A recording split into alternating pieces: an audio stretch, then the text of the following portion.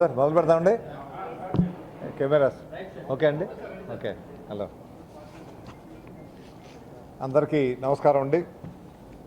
నేను కొడతాల రామకృష్ణ, విశాఖ జిల్లా జనసేన పార్టీ పరిశీలకుడుగా మా రాష్ట్ర పార్టీ అధ్యక్షులు గౌరవ ఉప ముఖ్యమంత్రి వర్యులు పవన్ కళ్యాణ్ గారి ఆదేశాల మేరకు జిల్లా టీం ప్రతి జిల్లాకి ఇవ్వటం జరిగింది. ఆ జిల్లా టీంలో 27 మంది సభ్యులు. ఇందులో ముఖ్య సభ్యులు అబ్జర్వర్తో పాటు అసిస్ట్ చేసేవారు ముగ్గురేమో ప్రముఖమైనటువంటి పార్టీ మొదటి నుంచి ఉన్నటువంటి నాయకులు, ముగ్గురేమో సాధకుల్ని ఇవ్వటం జరిగింది.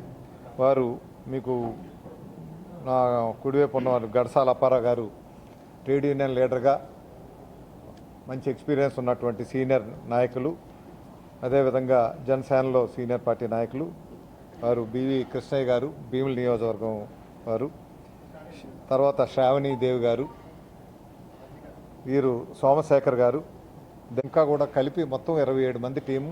దీంతోపాటు సెంట్రల్ ఆఫీస్ నుంచి ఒక 5గురు టీం మాకు అసిస్ట్ చేసే విధంగా ఈ ప్రక్రియ ఏదైతే మొదలుపెట్టారో మీకు సమాచార సేకరణ, జనసేన పార్టీ నిర్మాణ సారథుల్ని తయారు చేసే విధంగా ఈరోజు ఒక వినూత్నమైనటువంటి పోకడతో జనసేన పార్టీ అధ్యక్షులు ఒక కొత్త వరవడికి శ్రీకారం చుట్టడం జరిగింది.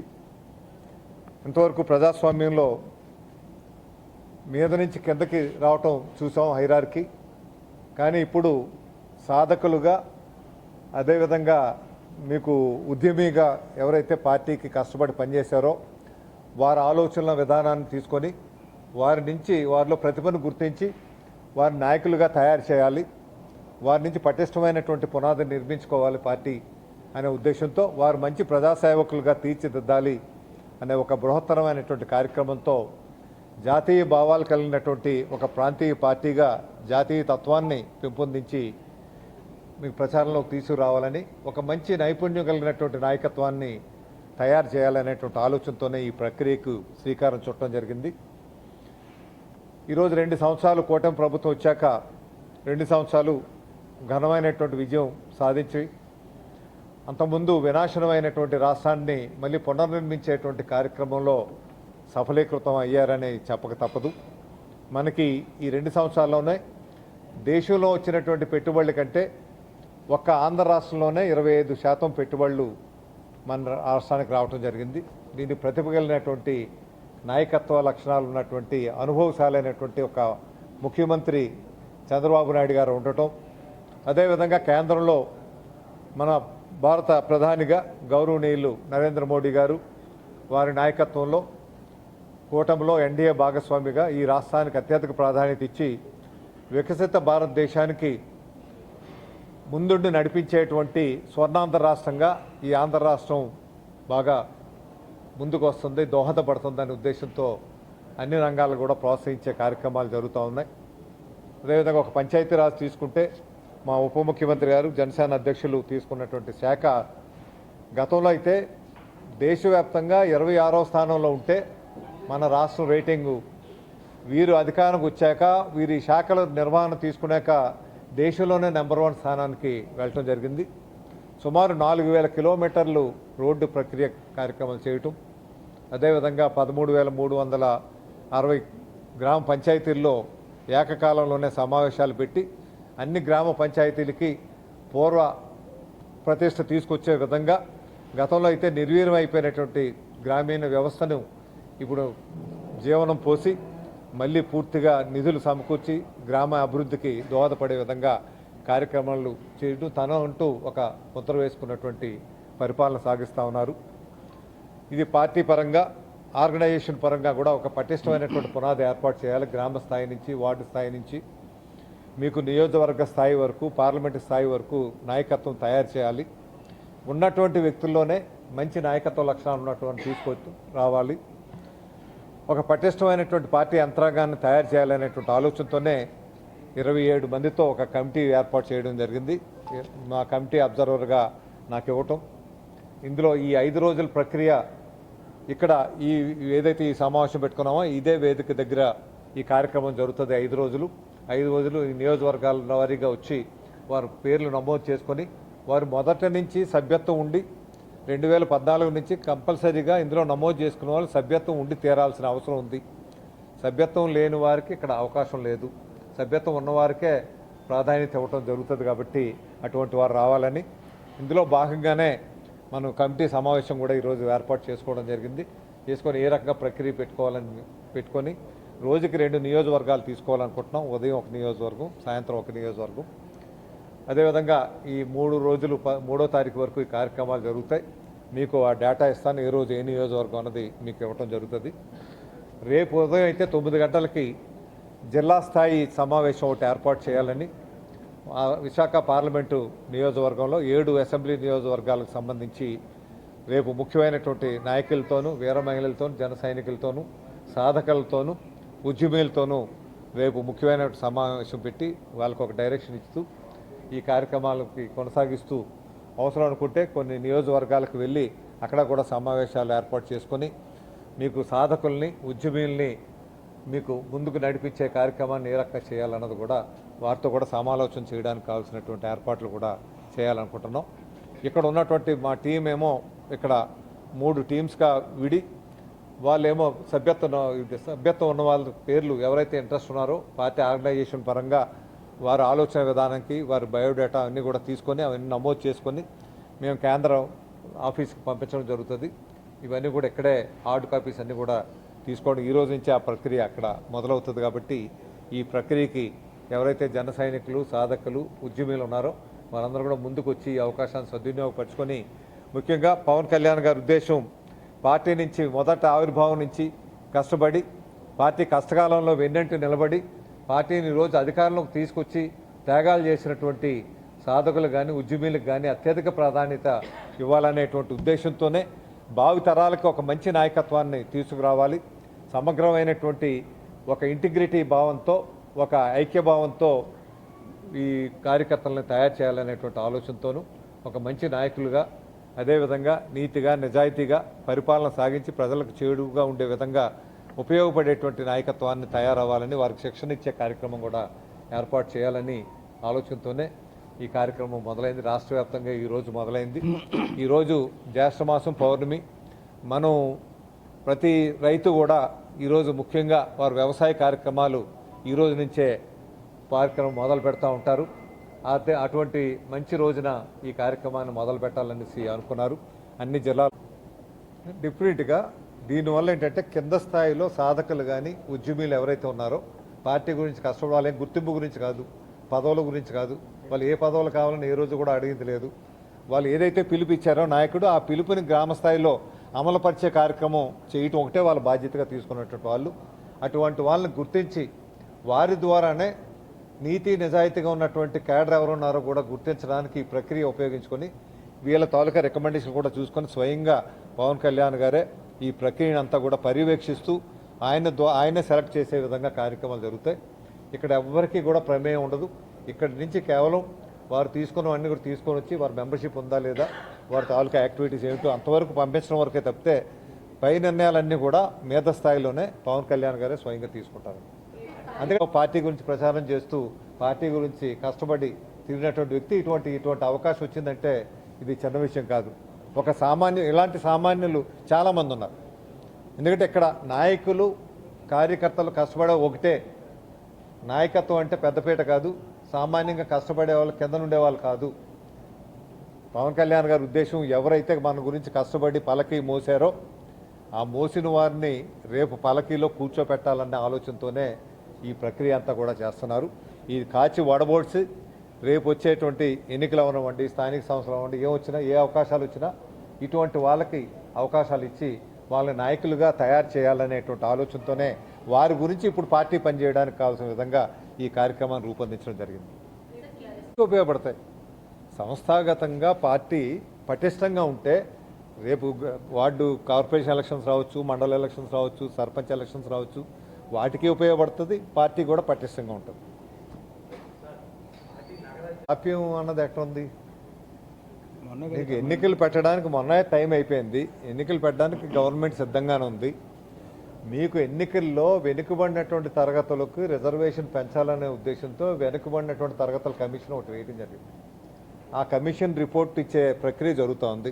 2-3 మాసాల్లో ఆ రిపోర్ట్ ఇస్తారు. రిపోర్ట్ ఇచ్చాక 22% వెనుకబడి తరగతులు ఉన్నటువంటి రిజర్వేషను అది 33-34% ఆ రిపోర్టు బట్టి అది చట్ట సవరణ చేయాలి. చట్ట సవరణ చేశాక ఎన్నికలు వెళ్ళడానికి రెడీగా ఉన్నాం.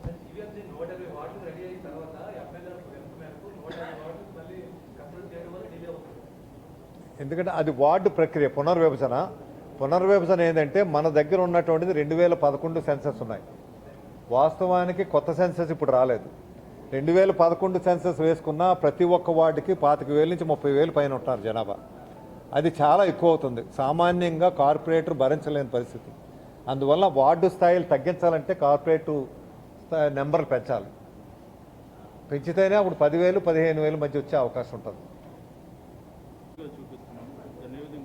అవును, డెఫినెట్గా కూటమి నుంచి మేము పోటీ చేయడానికి ఇంట్రెస్ట్గా ఉన్నాం.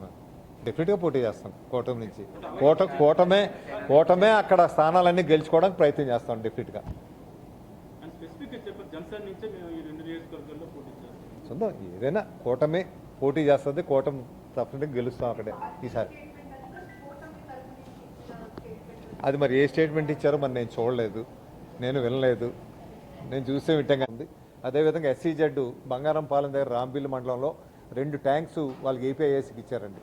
అవి కూడా స్టోరేజ్ రిజర్వాయర్స్గా అక్కడ వాడుతున్నారు ఏపీఐసీ ద్వారా. అందువల్ల ఎన్ని వీలైతే అన్ని మీకు శారదా నది గర్భంలో స్టోరేజ్ రిజర్వాయర్గా, వరహా నది, తాండవ ఈ మూడిట్లో కూడా పెట్టాలనే ఆలోచనతో ఒక ప్లాన్ అయితే అవుతుందండి. సర్వే అయితే జరుగుతుంది. అచ్చనా ఉండాలని. నేవీ వాళ్ళేమో అప్పుడు తీవ్రంగా అబ్జెక్ట్ చేశారు. ఆల్టర్నేటివ్గా అప్పుడు వేరే ఎయిర్పోర్ట్కి అని చెప్పి రాంబిల్లి దగ్గర ఏపీఐఏసీ పక్కన SEZ పక్కన ఎయిర్పోర్ట్ పెట్టాలని అప్పుడులో ఒక ప్రతిపాదన వచ్చింది. అక్కడ NOABకి స్థలం ఇవ్వటం వల్ల మా దగ్గర పక్కన పెట్టవద్దు అనేసి అప్పుడు మళ్ళీ వాళ్ళు అబ్జెక్ట్ చేశారు నేవీ వాళ్ళు. అప్పుడు ఏ ప్రతిపాదన పెట్టామంటే కేంద్రానికి, మీరు ఇక్కడేమో వద్దంటున్నారు, అక్కడ పెట్టుకుంటామంటే అక్కడ వద్దంటున్నారు. మీకు రాంబిల్లో 2,000 ఎకరాలు గవర్నమెంట్ ఎక్వైర్ చేసింది మీకు ఉచితంగా ఇచ్చేస్తాం. మీరు INS డాగా అక్కడ షిఫ్ట్ చేసుకోండి, ఇది పూర్తిగా మాకు వదిలిపెట్టండి అని అటువంటి ప్రతిపాదన పెట్టాం. అది బహుశా అప్పుడు యాక్టివ్గా కన్సిడరేషన్ చేసి ఉండొచ్చేమో కానీ ఎందుకో దురదృష్టవశాత్తు అది అవ్వలేదు. మేము కూడా అప్పుడు అధికారం లేము, తర్వాత ఓడిపోవడం జరిగింది. తర్వాత ఇంకా అది మరుగున పడిపోయింది ఆ ప్రతిపాదన. ఈ ప్రతిష్ఠింగ్ స్టేజ్కి వచ్చింది. ఇప్పుడు మేము కోరేది ఏంటంటే, ఇప్పుడు ఇంటర్నేషనల్ డొమెస్టిక్ అయినా పెట్టి కొంతకాలం అయినా సరే కనీసం ఇన్ఫ్రాస్ట్రక్చర్ డెవలప్ అయ్యే వరకు ఇక్కడ ఎయిర్పోర్ట్ ఆపరేట్ చేస్తే మంచిదని నా వ్యక్తిగత అభిప్రాయం. అంటున్నారు, అందుకే ఉంచాలి. ఉంచి ఇక్కడ డొమెస్టిక్గా ఉంచితే ఇక్కడ సమస్య అంతా కూడా ఏంటంటే నేవీ ఇప్పటికే ఆ మధ్య షట్ డౌన్ అయ్యాక అది ఎక్స్పాన్షన్ చేశాక నైట్ ల్యాండింగ్కి మళ్ళీ ఇబ్బంది పెడుతున్నారు వాళ్ళు కూడా. అందువల్ల నైట్ ల్యాండింగ్ ఫ్లైట్స్ కూడా కొన్ని క్యాన్సిల్ అయిపోయాయి. గత ప్రభుత్వం కూడా సీరియస్గా పట్టించుకోలేదు. ఇది వాళ్ళు పట్టించుకొని ఉంటే అవి కంటిన్యూ అయ్యి ఉండేది. ఇప్పుడున్న పరిస్థితుల్లో కనీసం కొంతకాలమైన ఉండి ఇన్ఫ్రాస్ట్రక్చర్ అంతా డెవలప్ అయిపోయి ఎలివేటెడ్ కారిడార్ వస్తే మనం డైరెక్ట్గా ఎయిర్పోర్ట్కి వెళ్ళగలిగేటువంటి మెట్రో వచ్చిన వరకైనా సరే ఇక్కడ ఆపరేట్ అయితే మంచిదని నా అభిప్రాయం. ఎలివేటెడ్ మెట్రో ఏదైతే ప్లాన్ చేస్తున్నారో అది భోగాపురం ఎయిర్పోర్ట్ వరకు వెళ్తే ఎక్స్టెండ్ చేసి, ఇప్పుడు మధురవాడ కాకుండా అంతవరకు ఎక్స్టెండ్ చేసి వెళ్తే ఈజీ అవుతుంది. అప్పుడు ఇబ్బంది లేదు. ఇప్పుడు మెట్రో ఉంటే కనీసం హాఫ్ అన్ అవర్లో వెళ్ళిపోవచ్చు మనం. ఇప్పుడంటే 1.5 అవర్ నుంచి 2 అవర్స్ అవుతుంది. పీక్ ట్రాఫిక్ టైంలో అయితే 2 గంటల లోపల వెళ్ళడం అసాధ్యం. అంటే వేరే విజయవాడలకు కార్లో వెళ్ళిపోతాం. ఎయిర్పోర్ట్ అంటున్నారు. ఏముంది పెట్టాలనుకుంటే మళ్ళీ ఏముంది అటువైపులాగా మళ్ళీ SEZ అటువైపు పెట్టవచ్చు కదా. ఇంకోటి ఇండస్ట్రియలైజేషన్ అట్టగా ఇప్పుడు ఉన్నదా ఇది, అది కాదు అట్టగా.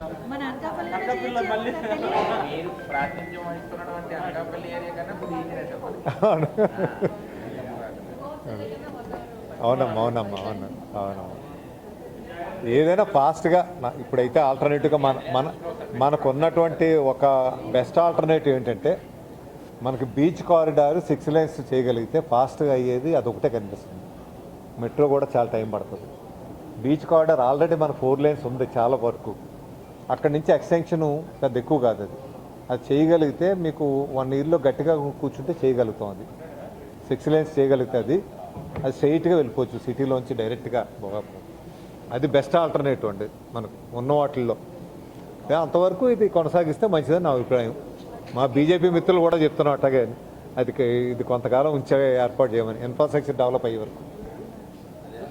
Vande Bharat sleeper train ఇమ్మంటున్నామండి. వైజాగ్ నుంచి వందే భారత్ నైట్ స్టార్ట్ అయ్యి హైదరాబాద్ వయా విజయవాడ హైదరాబాద్ రెండు ఉపయోగపడతాయి మీకు. వైజాగ్ నుంచి స్లీపర్ వందే భారత్ వైజాగ్లో వైజాగ్లో సాధ్యమైనంత వరకు స్టేట్ అంతా కావాలంటే మన శ్రీకాకుళం నుంచి మొదలు పెట్టుకొని అటు హైదరాబాద్ వరకు వెళ్ళి విజయవాడలో హాల్ట్ అది ఉంటాయి. ఇవన్నీ మన నైట్ 10కి స్టార్ట్ అయినా మార్నింగ్ 5కి ఇక్కడ దిగుతాం. 7, 8కేమో హైదరాబాద్ వెళ్ళేటట్టు పెట్టుకుంటే చాలా కన్వీనియంట్గా ఉంటుంది అనేసి అదొక ప్రతిపాదన అయితే పెట్టామండి రైల్వేకి, గవర్నమెంట్ ఆఫ్ ఇండియాకి. చూద్దాం అటువంటిది వస్తే మనకి చాలా మంచి. ఒకప్పుడు గోదావరి ఎట్లా సర్వ్ చేసిందో మన ప్రాంతాలకి కనీసం 3-4 డికేట్స్ పనిచేస్తున్నాడు, దశాబ్దాలు. గోదావరి మీద నమ్ముకుని వెళ్ళేవాళ్ళం అందరం కూడా. అప్పుడు ఫ్లైట్ ఎక్కడ ఎక్కేవాళ్ళం, వెళ్ళేవాళ్ళం కదా. ఏమ్మా? అవును. Okay brother, thank you. Airport అంటున్నారు. ఏముంది పెట్టాలనుకుంటే మళ్ళీ ఏముంది అటువైపులాగా మళ్ళీ SEZ అటువైపు పెట్టచ్చు కదా. ఇంకోటి ఇండస్ట్రియలైజేషన్ అట్టగా ఇప్పుడు ఉన్నదా ఇది, అది కాదు అటువంటి ఆశ లేదు, ఏం తెలియదండి. ఊహాగానాలకి నేనేం సమాధానం చెప్తాను. నేనైతే ఇప్పుడు హ్యాపీగా ఉన్నాను. ఈరోజు కూడా మన విశాఖ జిల్లాలో ఈ కార్యక్రమం ఈ రోజు నుంచి మొదలు పెడుతున్నామండి. అన్నీ కూడా కొత్తగా వేసిన కమిటీ కదా, ఎలక్షన్ ముందు వేసుకున్నాడు. మా శివ అయితే మా శివ అంటే భీమిలి నియోజకవర్గం. మన మీటింగ్ ఎయిర్పోర్ట్ అంటున్నారు. ఏముంది పెట్టాలనుకుంటే మళ్ళీ ఏముంది అటువైపులాగా మళ్ళీ SEZ అటువైపు పెట్టచ్చు కదా. ఇంకోటి ఇండస్ట్రియలైజేషన్ అట్టగా ఇప్పుడు ఉన్నదా ఇది, అది కాదు అట్టగా.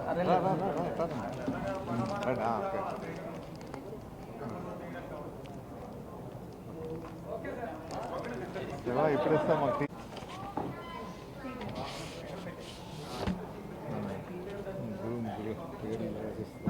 పేర్లు